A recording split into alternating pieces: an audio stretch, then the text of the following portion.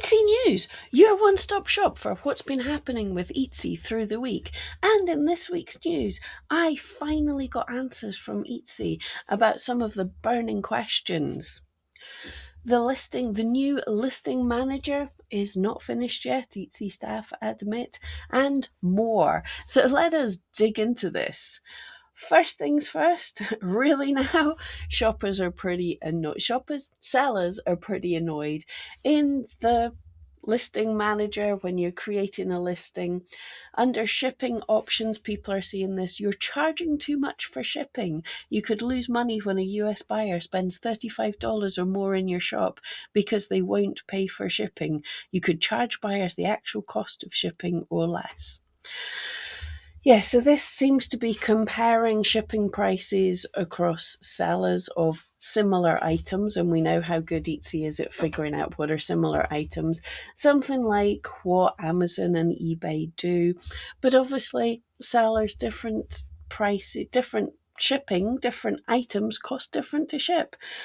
We can't help the shipping price. But yes, adjusting your item price so you can recover shipping costs. So basically, they're telling us again to roll our shipping price into our listing price.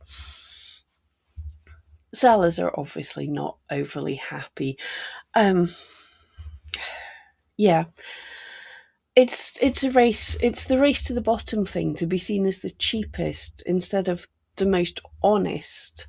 So let me know what you think. I'm not going to go mad into this. Etsy support have admitted that the new listing form is not fully working yet. People are having trouble saving their changes, and when they've contacted Etsy support, because that's what it tells them to do, Etsy support's solution is, the new listing form isn't fully complete yet, even though the old listing form is going away in less than 10 days. The new listing form isn't complete, so the workaround where changes aren't saving is to use the old listing form. Let's hope the next 10 days are going to be very eventful in them getting the new one sorted. And there have been yesterday updates to what Etsy are saying for the new listing form, what they're updating. Navigation tabs mean you can reduce the scrolling and get to your details faster and more seamlessly. A lot of sellers are finding it actually slower. I don't hate having the idea of tabs sounds good. Performance tab displays performance data reviews for your listing, making it easier to decide what kind of edits to make. If you hadn't spotted, there is a relatively new performance tab in the listing form, which is kind of good. It shows you how many views, orders, how much revenue, and how many favorites you had in the past 30 days, and you can see your reviews. So that is kind of good. If they're going to do that, I would prefer a more detailed stats tab. I'd like to know what keywords are working and things. But we can't have everything.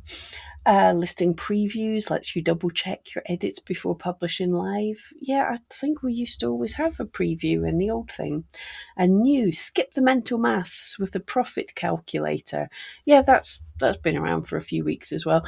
Kind of reasonably good thing. When you put in your price, it's giving you an idea of what the profit will be by taking out the fees.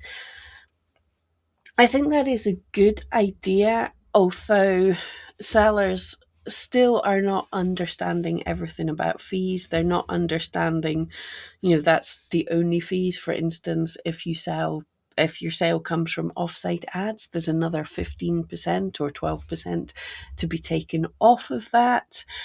There's all your renewing and creating new listings fees.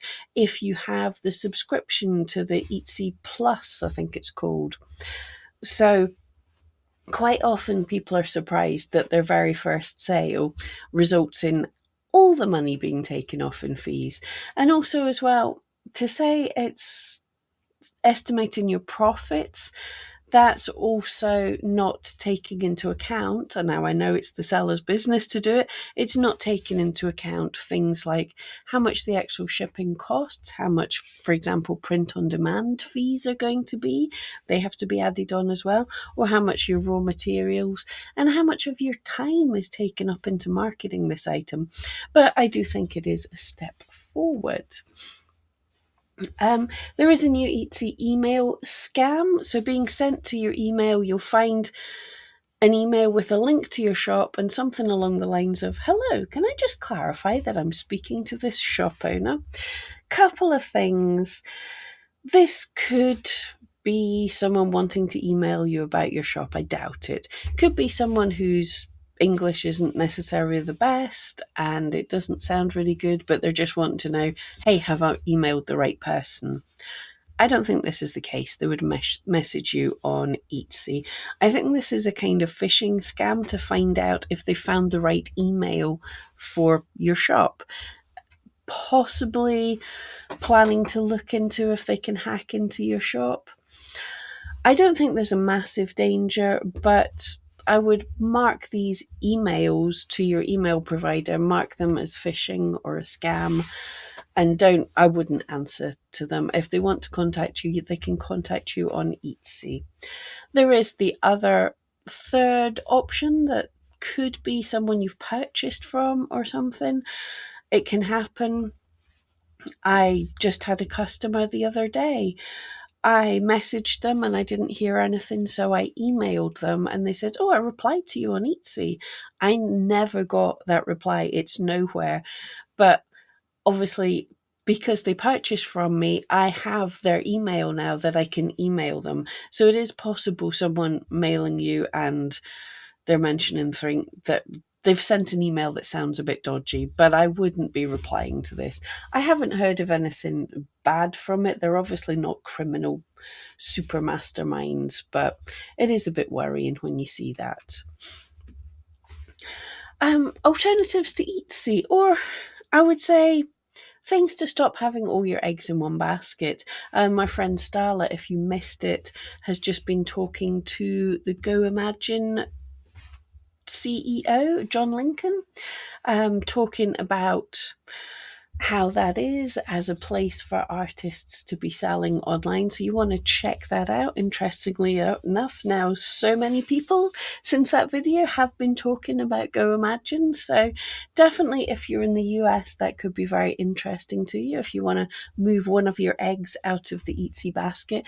I wouldn't say any of these places can completely replace Etsy, but Go Imagine is definitely a rising in popularity, and can't say anything much yet, but for your UK sellers, I might have something interesting in the works as well. Okay, so you might remember several months ago, I had trouble with Etsy customer service. And I made a video all about that, which Etsy actually saw, and someone higher up in customer service got in touch with me. And I had a bit of a back and forth with them, asking the questions that you really needed the answers to. That was taking a very long time, and then suddenly a completely different person took over. I hope the first person's okay. I never heard. But back and forwards again. So I really needed some confirmations from Etsy about your burning question. So I did get finally 2 answers, and I've been allowed to share the answers with you, but I'm not allowed to screenshot the answers. So, well, I can tell you what questions I raised. So for print on demand sellers, I got some confirmation from Etsy. If you haven't seen in the policies, it does say if you're using a production partner, unless your item's digital, you can only be using mock-ups if they come from the print-on-demand company. And people have been speculating on this and saying, no, Etsy means it has to represent the item. It has to, it's okay if you buy a mock-up from a different place, just so long as it's the right t-shirt. So I asked Etsy to clarify this. My question was, for the mock-up question, can I just double check that does that mean only mock-ups from the production partner are acceptable, that it would be against Etsy's policies to purchase mock-ups from a third party which shows, say, the exact brand of t-shirt? And Etsy's answer to simply answer that is yes. That is what that means. So this is from someone higher up in customer support who has spent over a month asking their colleagues and really diving into this. So this is the best answer that I can get for you. If you are selling print-on-demand items, your picture of something that the customer, your listing photo, I can't do words today, your listing photo has to be the mock-up from the production partner that you're using, the print-on-demand company that you are using. Your other alternative is to purchase and have the item yourself and take your own, but you can't purchase third-party mock-ups. You can't make AI mock-ups. This is Etsy's policies confirmed. Well, read into it what I want. That is the exact question I asked, and the exact answer was yes. Yes, that is what that means. So, seller beware. That's what I can say there. And the second question I had was on duplicate listings. This was where the whole thing kicked off, because in Etsy, in 2 webinars about the new gift mode, the first article stated, oh, if you want, you can put your items into a section in your shop that you're going to call gifts. And if you want to have a listing in 2 or more, in 1 or more section, well, 2 sections or more, then duplicate your listings. And then, like a week later, in a webinar from their Google expert on Etsy, he said duplicate listings bad. And then the customer support person came along and said, worse than bad, duplicate listing makes you a duplicate shop and your listings are against Etsy policy. So yeah, I've been fighting for answers for this for quite a while. So after a good bit of back and forth, I just wanted to make sure I clarified my question as clearly as possible. So for the duplicate listings, can I double check? Do duplicate listings hurt SEO on Etsy search, or are we just talking off-site search like Google? And what is considered similar and what is a duplicate? Is it the same photos, tags, titles, and description, or would, say, a listing with the same image but different tags count as a duplicate? So the answer, to paraphrase, because I'm not allowed to say exactly, if you create a duplicate listing on Etsy, it will not hurt your original listing. They did say it could result in other listings ranking further down, but we already know this. If you have a really good listing that's selling well, it has a listing quality score that is going to rank it higher in search than a listing that doesn't have a listing quality score.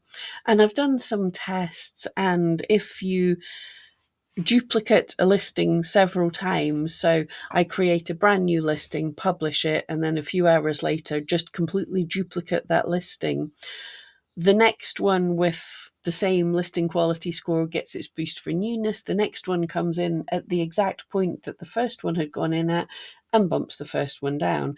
And then the next one comes in at the exact position that the first and the second one had initially come in at, bumps the second one down to where the third one was, bumps the third one down, so that it's not hurting you duplicating your listing. Whether it helps or not, who knows? As we said, if you've got one listing that's doing really, really well, duplicating it to run some tests and things can be a good idea, but bearing in mind that the listing quality score for the first one, if the first one has a lot of sales, it's going to rank better because it's got good history. But they did say it possibly can impact off-site SEO like Google. The thing is, Etsy doesn't have a whole lot more expertise than any of the rest of us on what Google likes. They have some experts there, but they are not Google. So they are just doing the same as everybody else, looking at the Google articles and learning about Google search and things like that. And the question on what is considered similar and what is duplicate, they didn't answer for what is duplicate on Etsy, but it doesn't hurt you. Etsy's looking at all the SEO. So to be perfectly honest, I don't think it matters. But they said for the other search engines, they can't say what Google considers a duplicate listing. They can't say what any of the other sites consider duplicate content. So there's your answer. But I'm going to say, for most of us, we are not getting the most of our traffic from Google. If we were getting the most of our traffic from Google, we would be running our own website and we wouldn't need Etsy. So duplicate listings, I wouldn't worry about it if you're wanting to have things in different sections in your shop. If you're wanting to A/B test things, as I said about the A/B testing things, if you're wanting to A/B test things, I would create 2 new listings with your different changes so they both have the same listing quality score. But yeah, it's not a problem if you're wanting to test on Etsy. That is what I've got from Etsy. It's been a long time trying to get the answers here, so I hope this helps. Yeah, it's impressive how long it took to get the answers, but I do absolutely appreciate that Etsy were taking the time to give me the answers. But anyway, that's it for this week. Let me know what you think, if I missed anything, and I will see you next time.